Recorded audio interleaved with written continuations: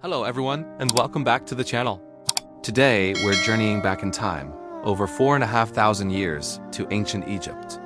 We were going to unravel one of history's most epic and enduring mysteries. How exactly were the Great Pyramids of Giza built? These colossal structures have baffled experts for centuries. Forget aliens and lost technologies for a moment. The real story, pieced together by archaeologists and historians, is even more incredible. It's a tale of human ingenuity, massive organization, and sheer willpower. So, grab your virtual sun hat, and let's dig into the secrets of the pyramid builders. First, let's set the scene. We're in the 4th dynasty of Egypt's Old Kingdom, around 2550 BC. The pharaohs Khufu, Khafre, and Menkaure decide to build Njihov eternal resting places, monuments that would last for eternity. This wasn't just a construction project. It was a national undertaking, a sacred duty. The Giza Plateau was chosen for a reason. It was solid limestone bedrock, capable of supporting immense weight, and it was right next to the Nile, the lifeblood of Egypt. The river was their highway, essential for transporting materials, supplies, and people. Everything began with a plan. Egyptian architects, who were also priests and scribes, were masters of mathematics and astronomy. They aligned the pyramids almost perfectly to the cardinal directions: north, south, east, and west, using a combination of celestial observation and simple, yet brilliant, surveying techniques. Now, let's talk about the raw materials. The pyramids are primarily made of limestone. Most of it, about 2.3 million blocks for the Great Pyramid alone, was quarried right there on the Giza Plateau. These were the core blocks, rougher and less uniform. But the outer casing, the part that made the pyramids gleam white in the sun, was made of a much finer, high-quality Tura limestone. This had to be quarried from across the Nile and ferried over during the annual flood season, when the water levels were highest. And then there's the granite. The massive, multi-ton granite blocks used for the inner chambers, like the King's Chamber in Khufu's pyramid, came from Aswan, over 800 kilometers to the south.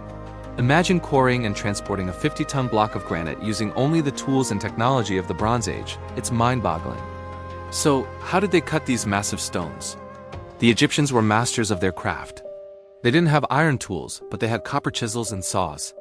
For softer limestone, these worked well enough, but for granite?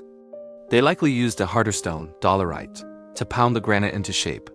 Another clever method involved cutting slots into the rock, hammering in wooden wedges, and then soaking them with water. As the wood expanded, it would crack the stone along a precise line. It was a slow, painstaking process, but it worked. Once the blocks were quarried, they had to be moved. For local transport on the plateau, they likely used wooden sledges. Evidence, like the famous painting from the tomb of Tutankhamun, shows large statues being moved by workers who pour water on the sand in front of the sledge. This reduces friction, making it much easier to pull. This simple trick was a game-changer.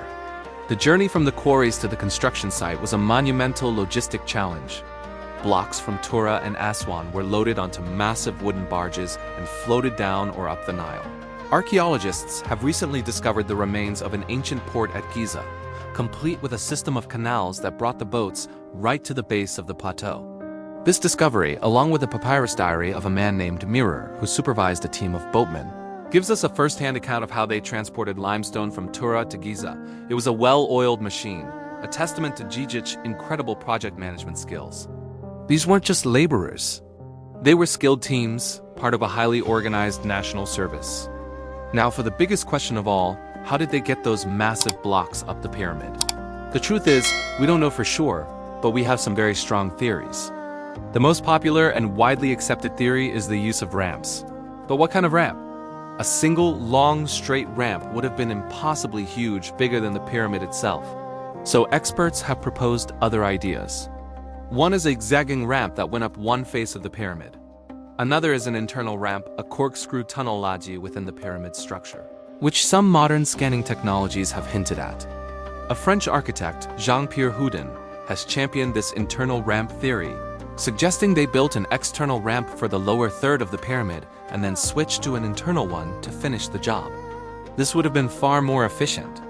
Regardless of the ramp system, lifting the blocks required immense manpower. Teams of workers would have pulled the sledges up the ramps, likely using a system of levers and wooden rollers to help maneuver the stones into their final position. The precision is astonishing. The casing stones were fitted together so perfectly that you couldn't slip a razor blade between them. This required not only strength but incredible skill and craftsmanship. The final touch was the pyramidion or capstone, which was probably plated in electrum, a mix of gold and silver, to catch the first and last rays of the sun. Imagine seeing that, a gleaming golden tip on a mountain of polished white limestone. It must have been an awe-inspiring sight, so who were the people who built these wonders? For a long time, the popular myth, fueled by Hollywood, was that they were built by slaves. But modern archaeology has completely debunked this. Excavations of a workers' village near the pyramids have revealed that these were skilled, paid Egyptian laborers. They lived in a well-organized community with bakeries, breweries, and medical facilities. They ate well. Their diet was rich in bread, fish, and beef. Examining skeletons from the workers' cemetery shows evidence of hard labor, like arthritis and healed bone fractures, but it also shows they received medical care. These weren't slaves. They were respected artisans and builders, participating in a project of national and religious importance. They worked in rotating shifts, likely for a few months at a time, before returning to their villages. It was a form of national service, a way of contributing to the glory of their pharaoh and their civilization.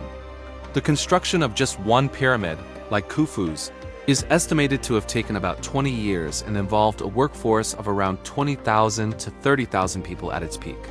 This includes the quarrymen, the boatmen, the ramp builders, the stone setters, the surveyors, the tool makers, the cooks, an entire city dedicated to a single goal.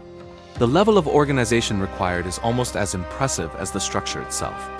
A central authority had to manage the logistics of feeding and housing tens of thousands of people, sourcing materials from hundreds of kilometers away and coordinating the complex multi-stage construction process, all without the aid of computers or modern communication.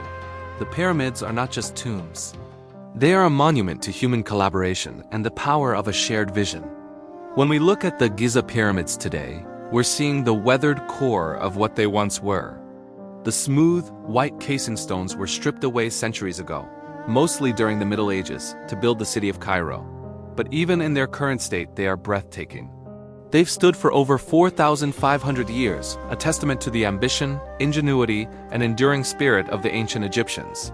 The mystery isn't about how it was possible for humans to build them, but rather how they orchestrated such an incredible feat with the tools they had.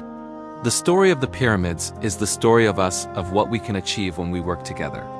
Thank you so much for joining me on this journey back to ancient Egypt. I hope this has given you a new appreciation for these incredible wonders of the ancient world. What part of their construction fascinates you the most? Let me know down in the comments. And if you enjoyed this video, don't forget to like, subscribe, and hit that notification bell so you won't miss our next adventure into the past. Thanks for watching, and I'll see you in the next video.